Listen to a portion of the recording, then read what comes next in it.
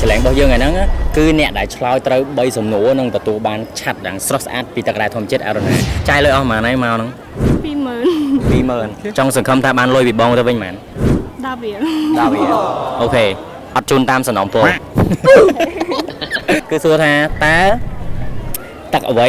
ដែលមានរសជាតិប្រៃទឹកសមុទ្រជឿអត់សាតសំណួរទី2សួរថាតើទឹកអ្វីដែលអត់ចេះរីង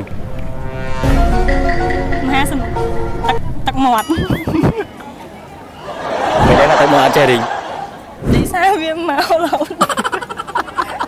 រំលងសិនអត់តន់ឆ្លើយថាត្រូវឬអត់ត្រូវទេឥឡូវចូលសំណួរទី3សំណួរទី3សួរថាតើតាមវិជ្ជបណ្ឌិតពេទ្យយើងត្រូវញ៉ាំទឹកមួយថ្ងៃប៉ុន្មានលីត្រដើម្បីឲ្យត្រឹមត្រូវថ្ងៃ2លីត្រ2លីត្រទៅ3លីត្រច្បាស់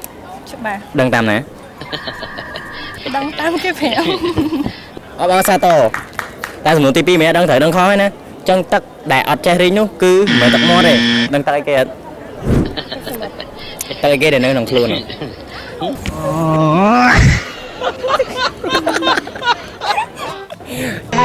ចឹងគាត់ឆ្លើយបាន2សំណួរអញ្ចឹងអរគុណច្រើនអញ្ចឹងអរគុណច្រើនទឹកអ្វីដែលមានរសជាតិប្រៃទឹកសមុទ្រទឹកអំបិលបង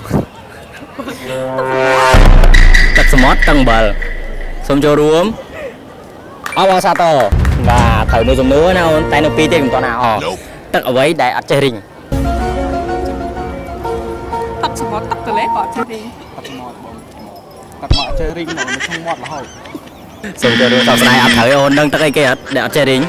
ទឹកឥឡូវจะត្រូវមកសំណួរណានៅសំណួរចុងក្រោយបើតាមវិជ្ជបណ្ឌិតពេទ្យតើគេតម្រូវឲ្យញ៉ាំទឹកមួយថ្ងៃប៉ុន្មានលីត្រ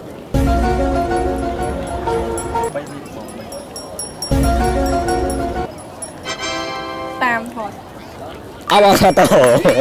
ពីសំណួរណាអញ្ចឹងគឺយើងមានរង្វាន់ជូនមិញបើឆ្លើយត្រូវបានរត់ក្រោះខ្វះមួយសំណួរវិញណាអរគុណច្រើនអូន